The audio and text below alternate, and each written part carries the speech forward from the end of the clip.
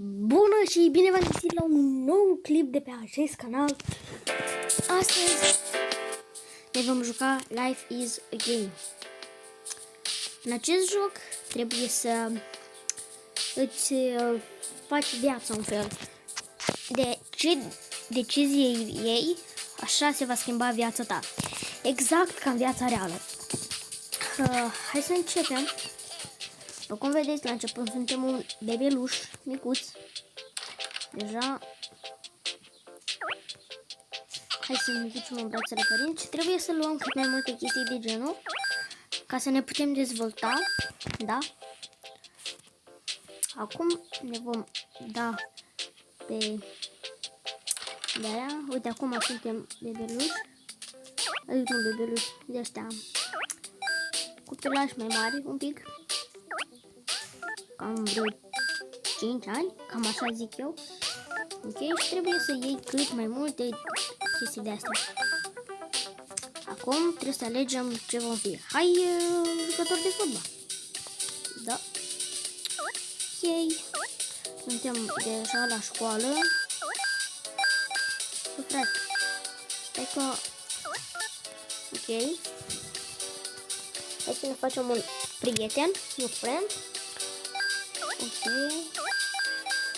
Trebuie să nu luăm minci de genul. Nu vom învăța pe aia pentru că vom fi răi și de chestia asta nu prea avem nevoie noi.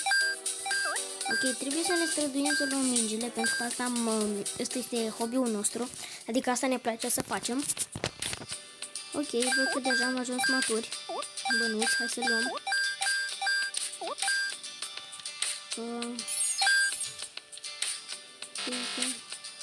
Nu știu ce a fost aia, dar nu contează. Ok. Bine.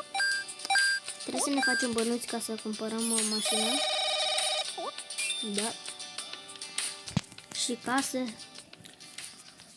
Hai să luăm noi asta. Buche de flori. Mașină nu putem cumpăra deoarece nu avem bani. Vedeți? Și e destul de interesant jocul. Dacă o să vă placă, am să mai postez clipuri cu Life is a Game.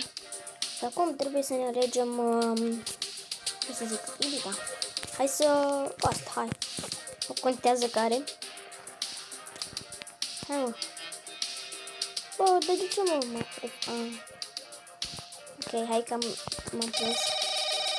Trebuie să ne ridicăm dispoziția. După câte vedeți aici, sus. Mamă, de ce sunt lingerie? Ok. Acum am devenit puțin mai bătrâni. Hai să ne facem rost de bani. Din păcate suntem singuri. Da.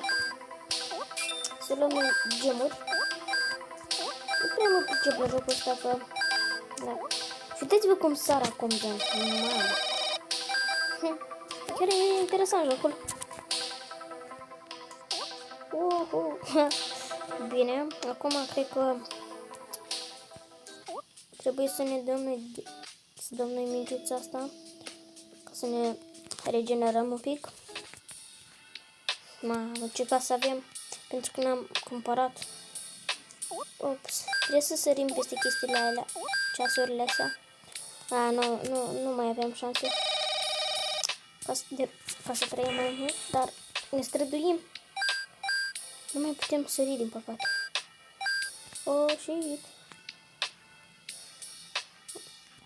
Ok, și cam până aici a curs se va termina viața noastră. Da, exact. Uite, aici se termină. If you are a man. Ok. Și am murit.